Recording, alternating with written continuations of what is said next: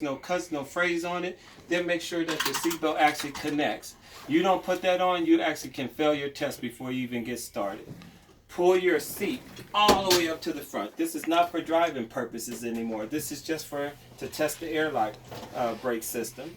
So the first test that we're going to do is we're going to do our low air pressure warning test. My light is here above my head that I'm going to be looking for. I'm going to look for that light to come on between 55 and 75 psi. So I'm going to go ahead and put my air back in the door. Close my door in the closed position. Turn my master switch 2 clicks over to the right. My panel board up here is going to clear for me.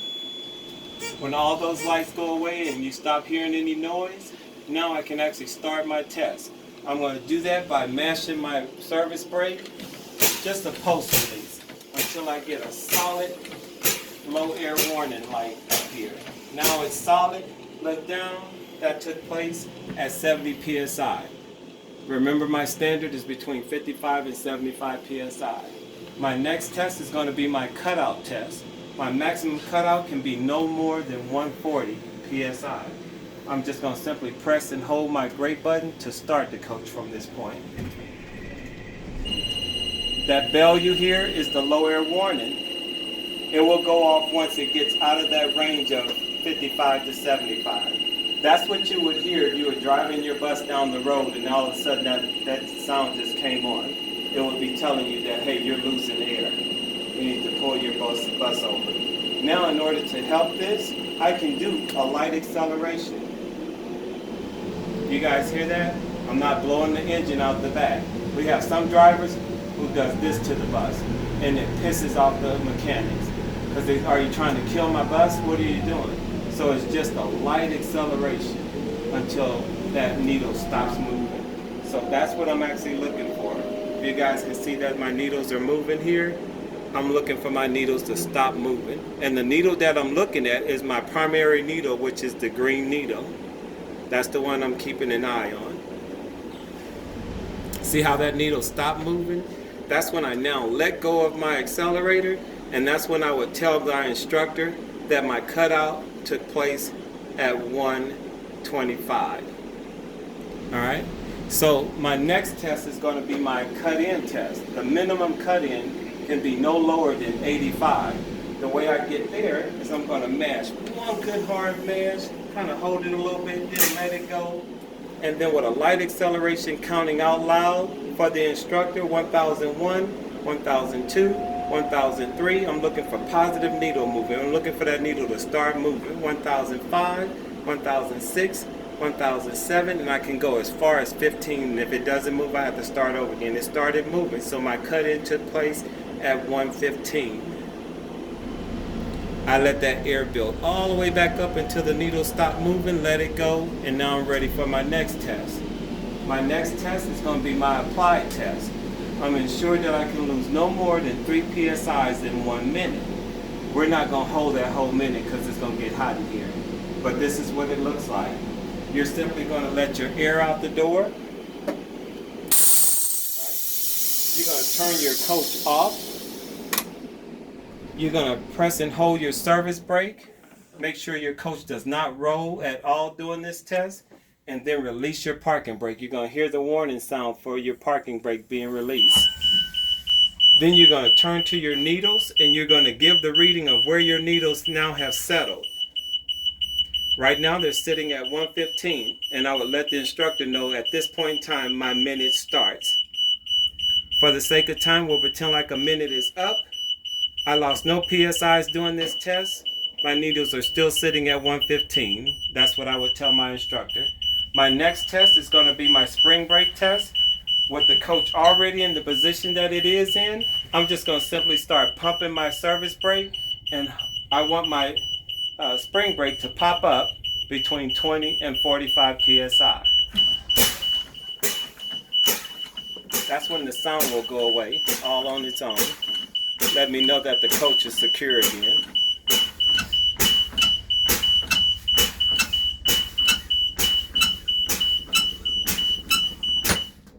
So my spring brake popped up at 55. The Gilligs are designed to pop up a little bit sooner, which is better for us. So keep that in mind. When you're at the DMV testing, it's okay for you to say to them, I'm looking for my spring brake to pop up between 20 and 45 PSI. However, the Gilligs are designed to pop up a little bit sooner. And they'll accept that. Because they might ask you, is that a good test or is that a bad test? We've gotten you guys out of the habit of saying good test or bad test. Let them call it.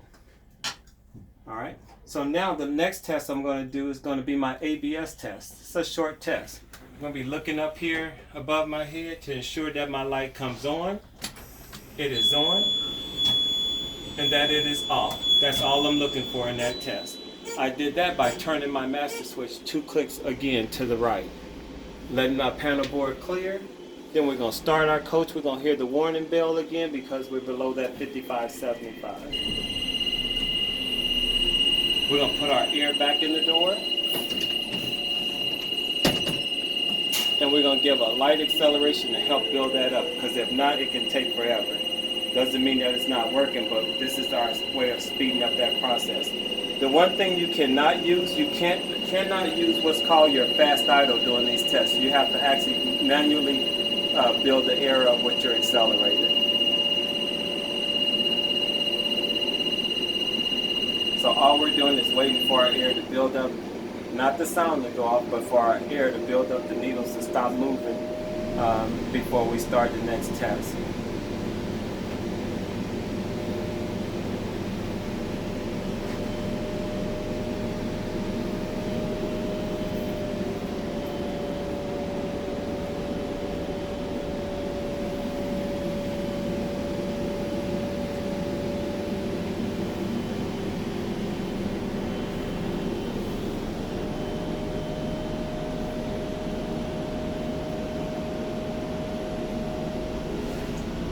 Now that I have my air build back up, the next test that I will perform is going to be my service brake test.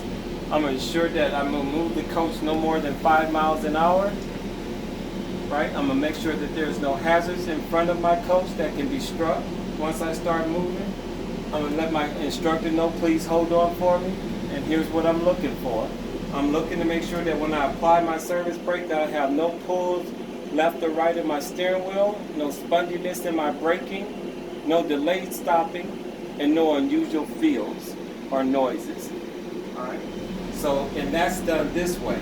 So you guys hold on for me. You really don't have to, because it's a normal application. It's not hurry up and get the bus moving and then slam on the brakes. It's just you simply moving your coach and then a normal application back on the brakes. In that normal application, I can feel if I have any pulling, any sponginess, any delayed stopping, or any unusual feels. That's what I will let the instructor know once that's done. The last test that I'm going to do is going to be my parking brake test. You don't even have to hold on for this one. I'm going to simply pull my parking brake up. I'm going to put my coach back in gear, in drive, make sure it's in drive. It's always in drive as long as my dashboard is not flashing. Then with a light acceleration, I want to make sure that that parking brake is holding this coach in place. Then I'm going to let go of that service accelerator. I'm going to put my coach back in neutral, and that's when I'm going to tell my instructor that that completes my test. If my instructor ever says to me, are you sure? They're not asking me how I'm doing. They're telling me I missed something. Those are the nice instructors. That's their way of telling you, no, you're not done. You missed something. Even though we gave you guys this test a certain order, there is no order that they have. So when you start off with your low air warning test, they actually have to look for it on their sheet.